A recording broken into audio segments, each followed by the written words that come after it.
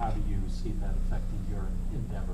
Yeah, you know, I mean, here's what I'll say about it. You know, the fact of the matter is that he has been elected 4 times, and his approval rating is at, you know, 70, 75%.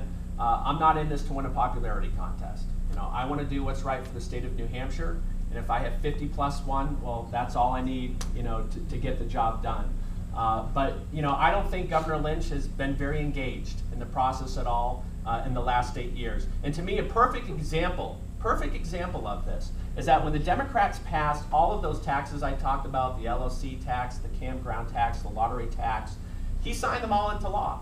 And then the Republicans come in, and actually the Democrats did some of it, but they went ahead and repealed all of these taxes.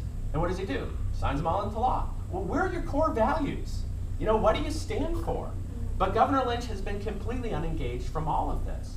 And so, you know, maybe some of the positions I would come into might not be so popular with some groups, but you know what? I have core convictions and core values that I would fight for, and would use the bully pulpit of the governor's office to try to get the public on my side.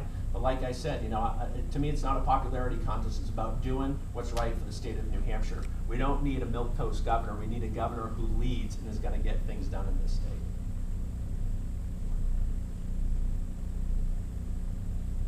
Any other questions? Yes. You spoke on bringing companies to New Hampshire, so a lot of residents wouldn't have to travel to Massachusetts. Sure. What's your position on the expanding the commuter rail to southern New Hampshire to kind of ease the burden for people who have to drive or commute into Boston? Well, I think, first of all, I think the biggest transportation priority right now has to be the expansion and widening of I-93. We've got to get that project done, and to me that needs to take precedent above any other project.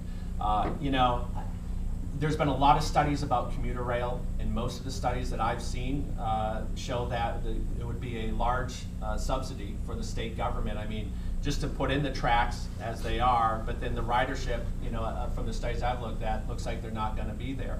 I'm open and willing to talk to anyone that's a proponent of rail. I know it's big in the Nashua community. There are a lot of folks in Manchester that would like to see it go there as well. I think any proposal has to include Manchester and the airport if we're going to be smart about it.